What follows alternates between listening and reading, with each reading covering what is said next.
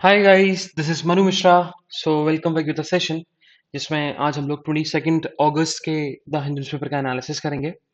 सो अगर हम आज के एनालिसिस की बात करें तो आज का एनालिसिस बहुत छोटा होने वाला है। रीजन बीइंग क्योंकि संडे को एडिटोरियल्स नहीं आते एंड मेजोरिटी ऑफ द जो न्यूज़पेपर होता है संडे को it's it's it's all with the advertisement. तो जो भी हमारे लिए इंपॉर्टेंट न्यूज़ होंगी वो अपन उसको डिस्कस करेंगे। बाकी चीज़ें पढ़ने की ज़रूरत नहीं है, जो मार्क्ड है उन्हीं चीज़ को पढ़ना है, उसका आगे पढ़ने की ज़रूरत नहीं है। ठीक है, चलो। So the first news it's about Taliban, मतलब अफगानिस्तान और इंडिया के इशू के बारे में। सो व्हाट हैपन, तो अभी भी अराउंड बहुत सारे इंडियंस जो हैं जिनको एवैक्यूएट करना जिनको एवैक्यूएट करना है फ्रॉम दी अफगानिस्तान। बट कल की हम बात करें तो ओनली सिर्फ 80 इंडियन नेशनल्स को वैक्यूएट कर पाए from the capital city of Afghanistan, Kabul से। Sorry, from the capital city Kabul, जो कि अफगानिस्तान की कैपिटल है। ठीक है, वहां से अपन वैक्यूएट कर पाए। और अभी भी अराउंड 150 जो नेशनल्स है, इंडियन नेशनल्स है, उन्होंने अपनी फ्लाइट मिस कर दी। रीजन बीइंग क्योंकि तालिबान ने इंटरसेप्ट किया, तालिबान ने इंटरव्यून किया और उनको आगे जाने नहीं दिया गया, एयरपोर्ट जाने ही नहीं दिया गया। ओके, सो अराउंड अभी 80 इंडियंस को वैक्यूएट कर लिया गया है फ्रॉम दी अफगानिस्तान। एंड अभी भी 150 नेशनल्स, इंडियन नेशनल्स बचे हुए हैं जिनको वैक्यूएट करने की जरूरत है। मूविंग फर्दर, सो अच्छा, ये भी बहुत इंपॉर्टेंट न्यूज है। Assam get 25 day to finish detention camp work. So what happen, तो गुवाहाटी हाई कोर्ट ने असम गवर्नमेंट को बोला है कि आपके पास 45 डेज का समय है। आप 45 डेज के अंदर जो आपने डिटेंशन सेंटर बनाने की बात करी है, उसके कंस्ट्रक्शन की बात करी है, आप 45 डेज के अंदर काम खत्म करिए। और हाँ, रिसेंटली अभी डिटेंशन सेंटर का नाम चेंज करके ट्रांजिट कैंप रखा गया, इतना याद रखना। ठीक है, सो रिसेंटली असम गवर्नमेंट ने डिटेंशन सेंटर का नाम चेंज करके ट्रांजिट सेंटर रखा गया। रीजन भी क्योंकि असम गवर्नमेंट को लगता था कि डिटेंशन सेंटर जो है वो थोड़ा इनह्यूमन वर्ड है, इसी के चलते उन्होंने ह्यूमन वर्ड का यूज किया, मतलब ट्रांजिट कैंप स्टार्ट कर दिया। मूविंग फर्दर, सो हमें सिटी के बारे में नहीं पढ़ना है, skip the city news. Okay, so अच्छा, दिस वन इज अबाउट कि कल ओनम था, है ना। अ, अगर हम बात करें तो इन दी स्टेट ऑफ केरला, जो कल का डेट था वो ओनम फेस्टिवल था और वहाँ के जो रेसिडेंट्स होते हैं, केरला के रेसिडेंट सेलिब्रेट ओनम। लेकिन because of the Covid 19 Kerala में ओनम सेलिब्रेशन जो है वो कम लेवल पे हुआ, उसका भी स्केल डाउन हो गया। रीजन बीइंग क्योंकि बहुत सारे टेम्पल्स में पब्लिक आई नहीं। Reason being because of the Covid 19 mass gathering हो जाती, और मास फीस्ट भी होता है ना, मास फीस्ट भी होता है ओनम में, ओनम फेस्टिवल में। वो मास फीस्ट को भी कैंसिल कर दिया गया।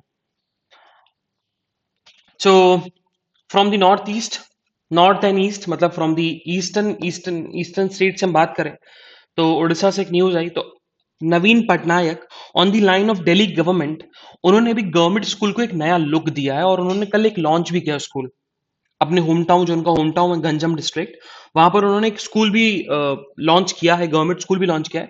And the government school will have a same all the features like any other modern modern private school, है ना। स्मार्ट क्लासरूम होंगी, एडवांस लाइब्रेरी, ई लाइब्रेरीज होंगी, एडवांस साइंस लेबोरेटरीज होंगी, ड्रिंकिंग वाटर फैसिलिटीज होगी, toilets होंगे, sports होगा, तो सारी चीजें मिलने वाली हैं।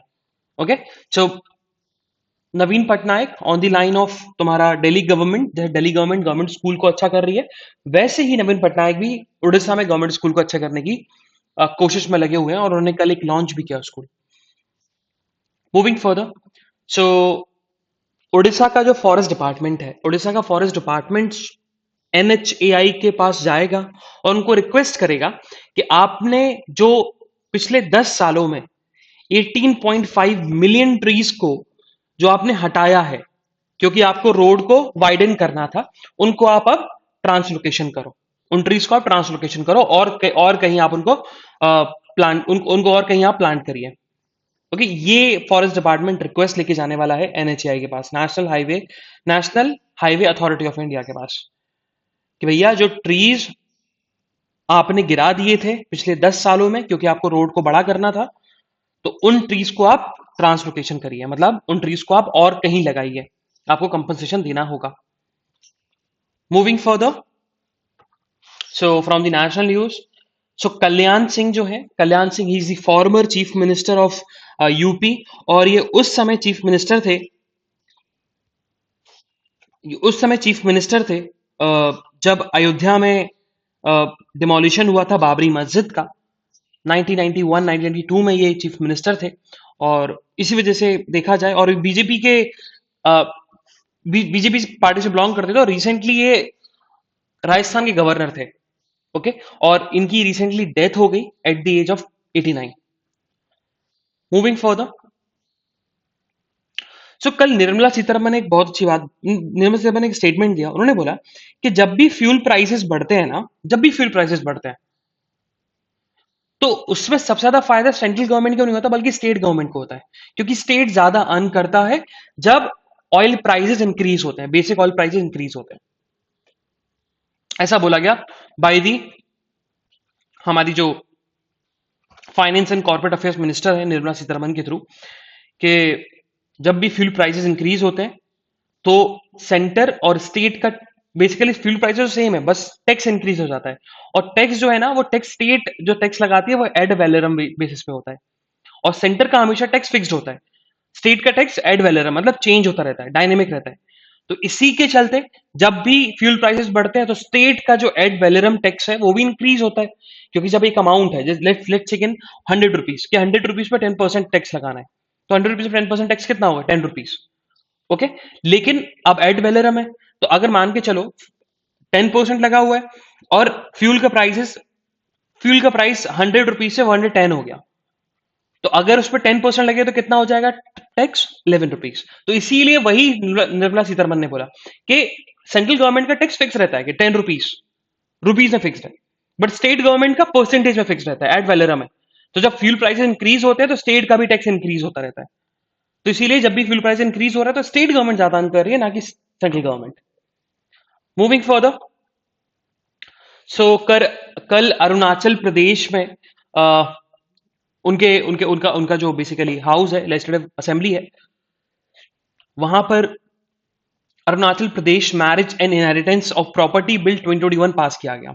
अच्छा, ये बिल बोलता क्या है? ये बिल बेसिकली गर्ल्स को लैंड राइट्स देता है आफ्टर गेटिंग मैरिज, है ना। मैरिज हो जाए, सब कुछ हो जाए, उनको लैंड राइट्स देता है। जैसे मध्य प्रदेश में है, यूपी में बिल आया था, यूपी में लॉ आया है कि विमेन आर अलाउड, और हिंदू सक्सेशन एक्ट अगर आप पता होगा, सेक्शन 5 और सेक्शन 6 को लेकर बहुत बड़ा इशू हुआ था, इस हिंदू सक्सेशन एक्ट को लेकर इशू हुआ था। सुप्रीम कोर्ट ने बोला था कि women are entitled to get property from the, women are entitled to get ancestral property after getting married, उनका भी उतना ही हक है जितना एक लड़के का होता है। उसी चीज को लेकर अरुणाचल प्रदेश ने भी बोला है कि after getting married a girl has a right to inherit the property. लेकिन देखा जाए तो बहुत ज्यादा अपोजिशन इस बिल को फेस करना पड़ा। बहुत सारे student union, specially all Arunachal Pradesh state students union ने अपोज किया इस बिल का। उन्होंने बोला कि बिल हम ये तब पास होने चाहिए जब, हुआ क्या, अच्छा होता क्या है अरुणाचल प्रदेश में, कि अगर कोई ट्राइबल विमेन अरुणाचल प्रदेश की शादी कर लेती है किसी आदमी के साथ जो कि non Arunachal Pradesh schedule tribe का है, तो तब भी उसको एसटी का स्टेटस दिया जाता है, और उसको एसटी के बेनिफिट दिए जाते हैं उस विमेन को।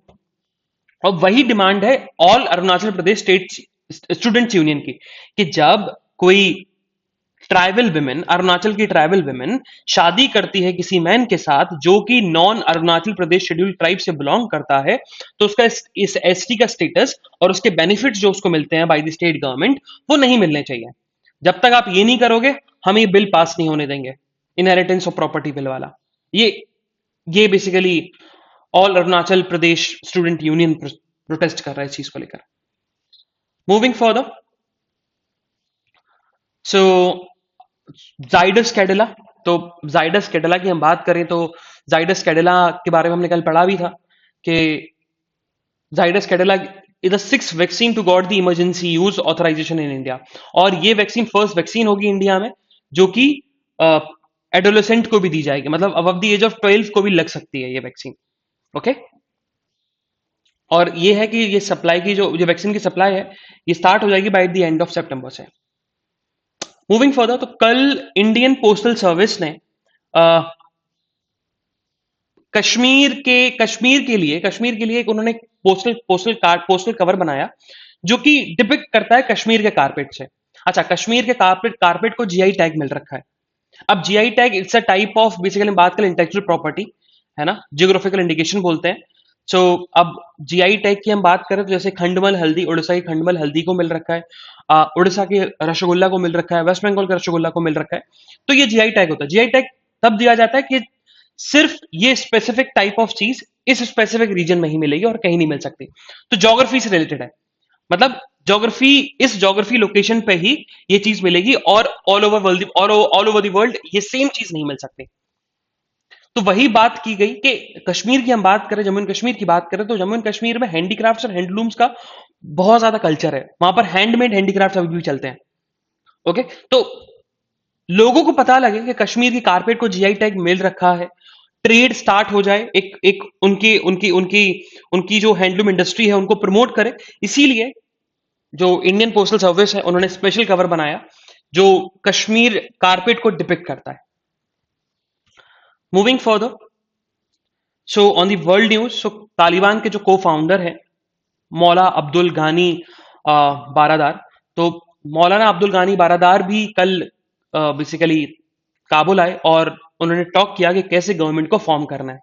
ओके, सो देखा जाए तो बहुत सारे लोग, अब देखा जाए तो बहुत सारे ऐसे लोग हैं तालिबान के साथ या तालिबान की गवर्नमेंट में जो कि यूएस ऑलरेडी उनको टेररिस्ट डिक्लेयर कर चुका है, जिनके ऊपर अराउंड $5 मिलियन का भी प्राइस रखा गया, जैसे कि हकीनी है ना। तो अब हकीनी बहुत ज्यादा वॉयलेंट माना जाता है कि बहुत ज्यादा वॉयलेंट करते, बहुत ज्यादा वॉयलेंस करते हैं वो लोग।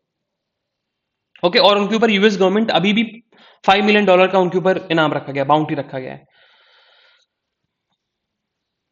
मूविंग फर्दर, या तो साइंस एंड टेक्नोलॉजी का है, तो आज हम देखा जाए तो साइंस एंड टेक्नोलॉजी रिलेटेड कोई ऐसी इंपॉर्टेंट न्यूज नहीं है जैसे लास्ट टाइम थी। इस टाइम नहीं है ना, इस टाइम ऐसे कुछ है नहीं कि हमें पढ़ने की जरूरत पड़े। ओके, मूविंग फर्दर, या so this one is important, so this one is about the draft of electricity amendment bill. इस चीज को लेकर जिसको बहुत सारे चीफ मिनिस्टर इसके अगेंस्ट प्रोटेस्ट कर रहे हैं, स्पेशली आपके बंगाल के चीफ मिनिस्टर ममता बनर्जी, क्योंकि ये फेडरलिज्म के अगेंस्ट में, और हमने डिस्कस भी किया है कि है क्या इलेक्ट्रिसिटी, और ये फार्मर्स रिलेटेड है, इतना याद रखना, क्योंकि फार्मर्स रिलेटेड जितने भी लॉ बनाने होते हैं ये सब स्टेट गवर्नमेंट बनाती है, लेकिन ये वाला जो अमेंडमेंट बिल है ये बेसिकली सेंट्रल गवर्नमेंट पास कर रही है। तो ये फेडरलिज्म को ब्रीच कर रही है, तो जस्ट रीड इट। हमने ऑलरेडी डिस्कस किया हुआ है कि इस बिल के प्रोविजन है क्या क्या। सो रीड इट, थोड़ा सा आपको और ओवरव्यू मिलेगा कि कैसे फेडरलिज्म को डिफीट कर रहा है, क्यों कर रहा है, और ये बिल बोलता क्या है। Moving further, so on the business news की हम बात करें तो आज कुछ ऐसी इंटरेस्टिंग न्यूज नहीं है जो हमारे एग्जामिनेशन पर्सपेक्टिव से इंपॉर्टेंट हो। Okay, so same goes with the sports news, not an very interesting और very important news for our competitive examination. So ये था आज का हमारा एनालिसिस। तो हम लोग कल फिर मिलेंगे with some exciting news, some exciting current affairs. तब तक के लिए bye bye, have fun and enjoy your day. And one more thing, अच्छा ये आज जो संडे का बहुत शॉर्ट एंड क्रिस्प होता है। Okay, so just read this one. Okay, the power plane, the chief minister protesting against the draft electricity amendment bill, ये बहुत इंपॉर्टेंट है, read it.